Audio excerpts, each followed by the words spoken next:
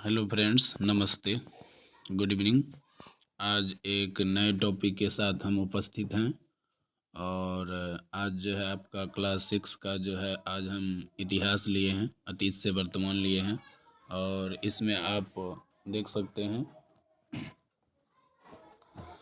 आज जानेंगे हम लोग क्या, कब, कहाँ और कैसे। ठीक है, इन चैप्टरों को हम अध्ययन करेंगे और प्रत्येक दिन मैं वीडियो डालते जा रहा हूँ और 2 दिन में विज्ञान का डाला और ये अतीत से वर्तमान का डाल रहा हूँ। प्रत्येक विषय का इसी तरह से डालते जा रहा हूँ। अगर आप लोगों को वीडियो अच्छा लगता है तो आप लोग ज़रूर वीडियो को शेयर करें, कम से कम 1 से 2 ग्रुप में शेयर करें और चैनल को सब्सक्राइब करें, कमेंट करें और हमें सपोर्ट करें। चलिए आगे बढ़ते हैं। अध्याय 2 है, आप देख सकते हैं यहाँ लिखा हुआ है क्या, कब, कहाँ और कैसे। ठीक है, ये बच्चों का टेलीविज़न की सहायता से है। इससे आगे बढ़ते हैं। चलिए, हजारों साल पहले क्या हुआ या कैसे पता लगाएं। हजारों साल पहले जो है क्या हुआ था, कैसे पता लगाएं, इन चीज़ों के बारे में यहाँ पर दिया हुआ है, देख सकते हैं। कल क्या हुआ था, यह जानने के लिए हम रेडियो, टेलीविज़न या फिर अखबार लेते हैं। 10-20 साल पहले क्या हुआ, यह हमें अपने माता पिता, दादा दादी से पता चलता है। जैसे आप लोग जानते होंगे कि पहले क्या होता था, जब मोबाइल नहीं था तो हम लोग सब परिवार एक जगह बैठते थे और दादा दादी से कहानी, किस्सा वगैरह सब सुनते थे। लेकिन हजारों वर्ष पहले क्या हुआ था, इसकी जानकारी इतिहास से पता करते हैं। यथा हमारे पूर्वज कौन थे, वे कैसे रहते थे, क्या खाते थे, कैसे पहनते थे। अतीत से लेकर वर्तमान तक की जानकारी हमें इतिहास से मिलती है। ठीक है, अध्ययन काल का निर्धारण कैसे करें। अतीत से लेकर वर्तमान तक की विभिन्न घटनाओं का तिथि क्रमानुसार विश्लेषण ही इतिहास का विषय। अगर हम कोई चीज़ के बारे में जानेंगे, क्रम के अनुसार जानेंगे, वही इतिहास है हमारा। ठीक है, सामान्यतः कालखंड निर्धारित किए जाते थे और प्राचीन और आधुनिक, यानी कि प्राचीन काल, मध्यकाल, आधुनिक काल। किंतु यह ध्यान रखना आवश्यक है कि ऐतिहासिक प्रक्रिया निरंतर चलता है और यह विभाजन इसी प्रक्रिया में कहीं भी बाधा नहीं बनता है। प्रत्येक ऐतिहासिक युग की अपनी विशेषता होती है। भारत में प्राचीन काल के आरंभिक क्रियाकलाप 8वीं शताब्दी के, यानी कि 700 से 750 ईसा पूर्व तक निर्धारित किया गया। यहाँ पर देख सकते हैं, हम कलम से इंडिकेट भी कर दिए हैं। इसी दौर में आगे बढ़ेंगे। देखिए यहाँ पर है इसके आरंभिक काल, यहाँ पर दिया हुआ है। ठीक है, इसके आरंभिक काल की भी जानकारी, उस युग से घटनाओं को क्रमबद्ध लिखित इतिहास उपलब्ध नहीं है। कुछ ऐसे घटनाएं हैं जिसका जो है लिखित रूप से पहले नहीं था। इस काल में मनुष्य ने आग, पहिया का उपयोग सीखा, खेती, पशुपालन सीखा और इसी समय गांव एवं कस्बों का विकास हुआ। गांव का भी विकास हुआ और कस्बों का भी विकास हुआ।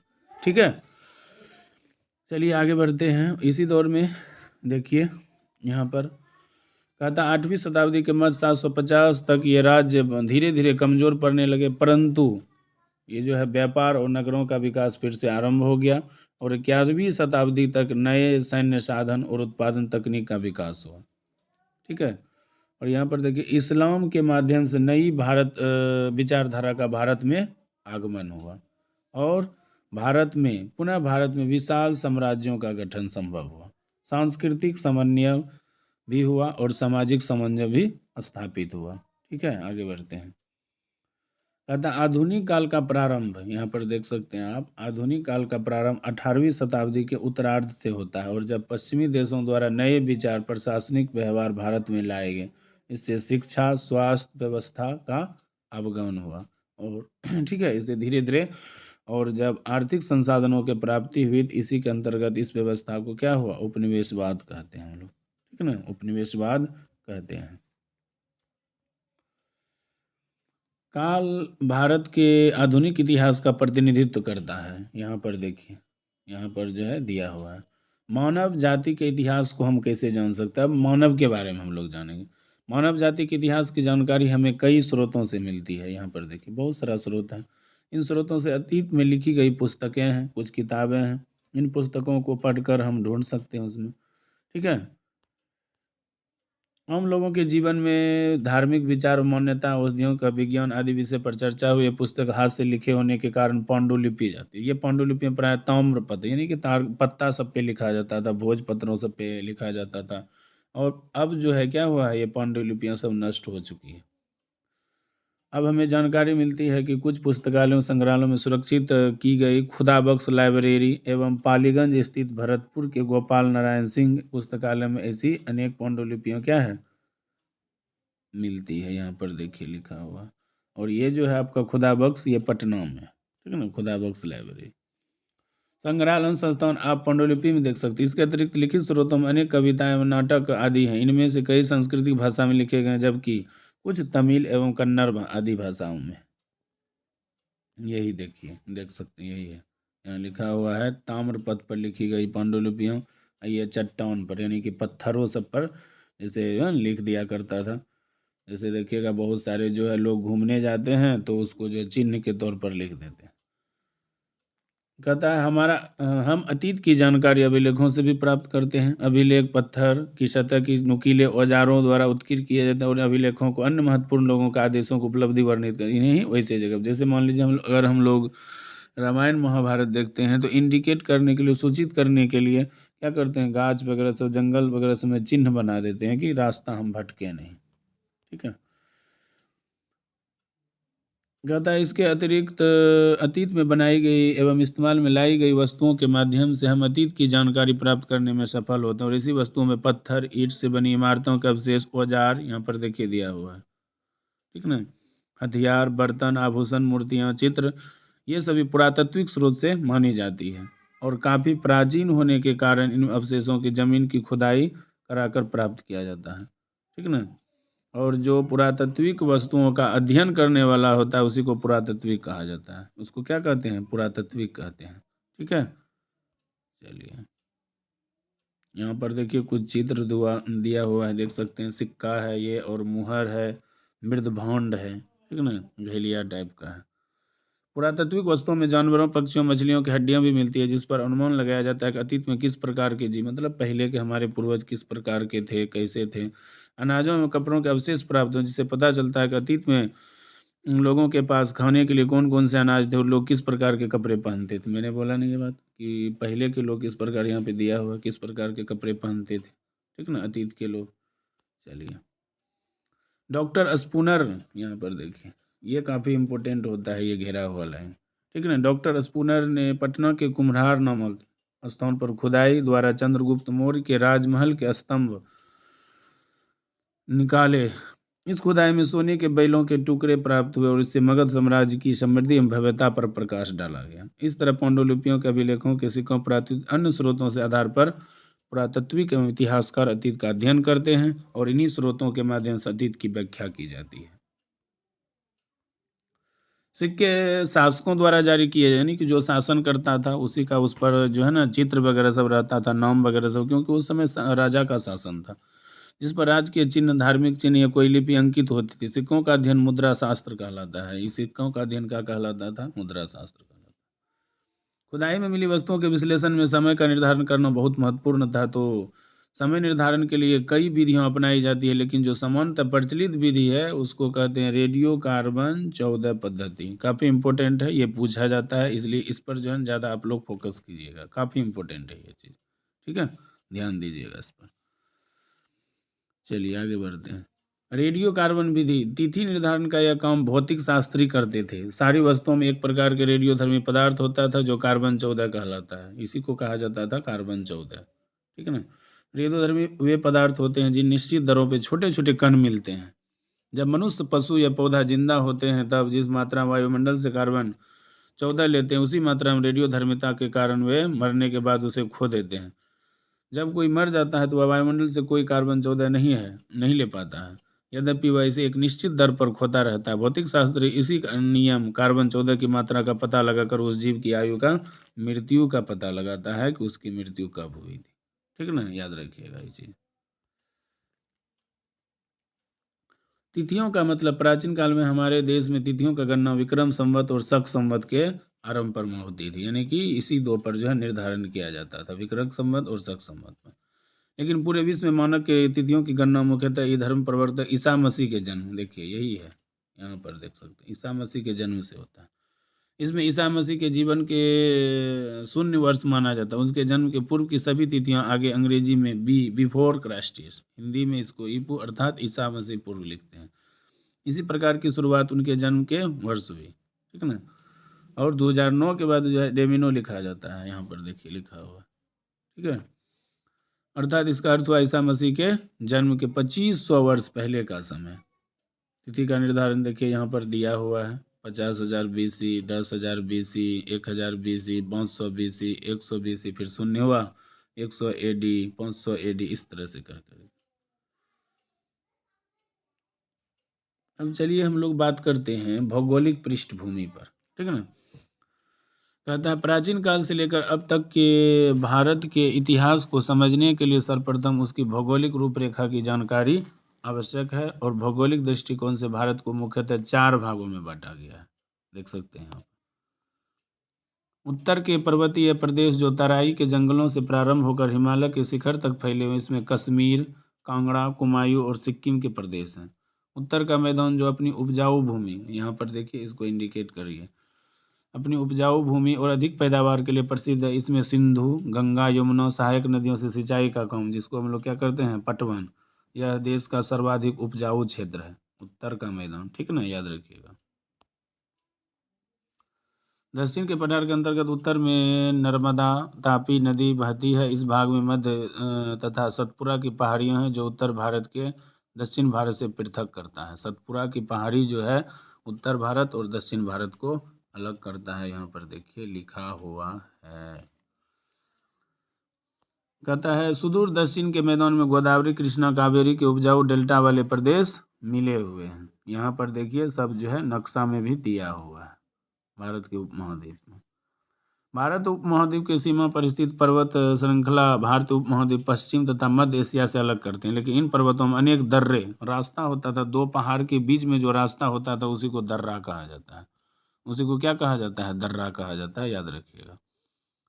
इसमें देखिए कौन कौन है, खैबर है, बोलन है एवं गोमल दर्रा। इन दर्रों के माध्यम से भारत का संपर्क अफगानिस्तान से ईरान बना रहता है। दर्रे पहाड़ियों के बीच के सकरे रास्ता, मतलब छोटा सा रास्ता रहता है, उसी का। भारतीय उपमहाद्वीप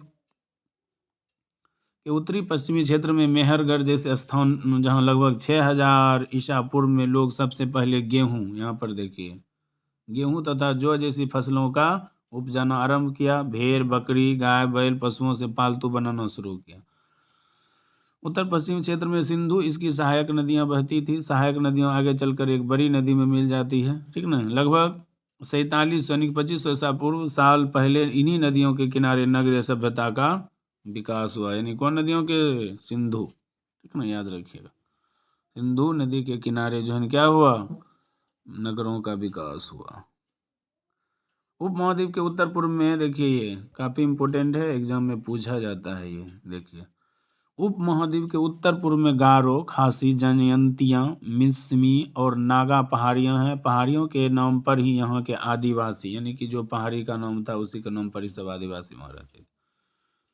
भारतीय उपमहाद्वीप के बीच विंध्य पर्वत विभाजक रेखा है, यानी कि वो बांटता है। विंध्य के दक्षिण में ब्रह्मगिरी स्थल पर लगभग 3000 साल पहले महापाषाणी संस्कृति का निर्माण हुआ, ठीक ना, याद रखिएगा। कहाँ में, महापाषाणी संस्कृति में मृतक को दफनाकर उसके चारों तरफ बड़े बड़े पत्थर गाड़ दिए जाते थे। यानी जो पहले मरता था ना, तो उसको दफना दिया जाता था और बड़े बड़े पत्थर चारों तरफ से घेर दिया जाता था, ठीक है, याद रखिएगा आप लोग। विंध्य पहाड़ियों के उत्तर पूर्व ब्रह्मपुत्र नदी के पश्चिम में गंगा और उसकी सहायक नदियां बहती है। विंध्य पहाड़ियों के उत्तर में स्थित कोल्डिवा, ये भी इम्पोर्टेंट है, देखिए कोल्डिवा तथा चौपानी मांडो ऐसे स्थल हैं जहां सबसे पहले चावल और धान उपजाया गया, यानी कि धान उपजाया कहाँ, कोल्डिवा में और चौपानी मांडो स्थल में, ठीक है, याद रखिएगा। उत्तर भारत में बहने वाली नदी के दक्षिण का क्षेत्र प्राचीन काल में मगध के नाम से जाना जाता था, और यहाँ देखिए यहाँ पर है, यहाँ के शासक बहुत ही शक्तिशाली थे और उन्होंने यहाँ एक विशाल साम्राज्य की स्थापना की थी, ठीक ना, यही है, याद रखिएगा। यहाँ के शासक बहुत ही शक्तिशाली था और उन्होंने यहाँ के एक विशाल साम्राज्य की स्थापना की। कहाँ, मगध, याद रखिएगा, मगध, ठीक ना। यहाँ पर देखिए लिखा हुआ, उत्तर भारत में बहने वाली नदी गंगा के दक्षिण का क्षेत्र प्राचीन में मगध नाम से जाना जाता था, इंपॉर्टेंट।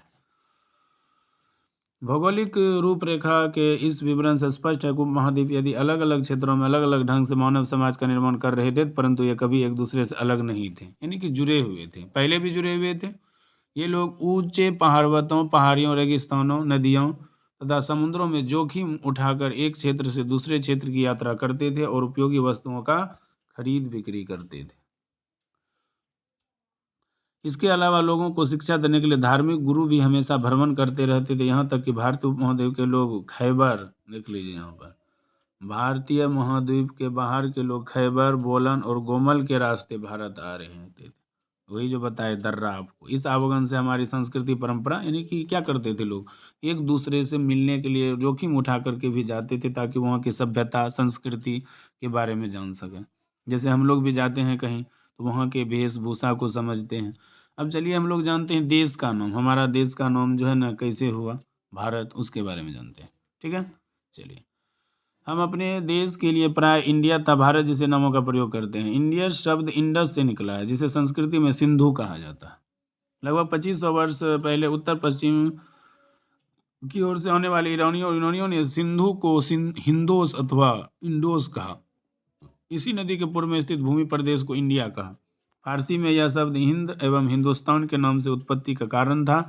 इसी तरह एक दूसरे के मान्यता के अनुसार देश का नाम भरत नामक मानव समूह के नाम पर पड़ा। उत्तर पश्चिम क्षेत्र में रहते थे, जो कि उत्तर पश्चिम क्षेत्र में रहता था। यहाँ पर देखिए भरत नामक मानव समूह झुंड था। इसका उल्लेख ऋग्वेद में मिलता है। इसका उल्लेख जो है आपको ऋग्वेद में मिलेगा, लगभग 1500 ईसा पूर्व। अतः प्राप्त स्रोतों के साक्ष्य के आधार पर प्राचीन भारत के इतिहास को आगे अध्याय में पढ़ेंगे। प्राचीन काल में भारत मानव का जीवन कैसा था इसके बारे में, और प्रारंभिक समाज और इसका क्रमिक विकास कैसे हुआ इसके बारे में भी पढ़ेंगे। अब चलिए कुछ प्रश्न है, इसको देख लेते हैं।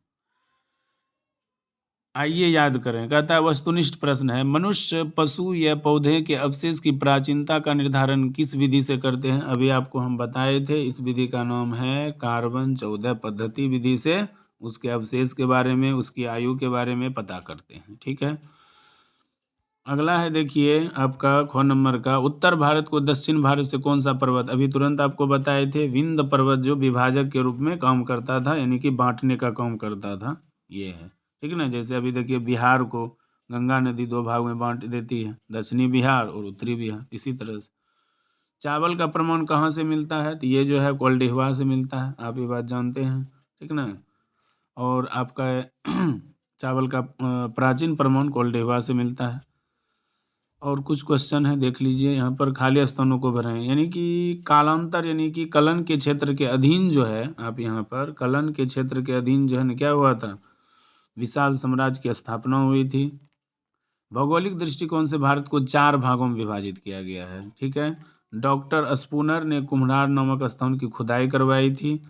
आधुनिक काल का प्रारंभ 18वीं शताब्दी के आरंभ में माना जाता है। ठीक है, और लास्ट में है आपका दक्षिणी क्षेत्र में महापाषाण संस्कृति का निर्माण हुआ था। ठीक है ना, यहाँ पर देख सकते हैं दक्षिणी क्षेत्र में।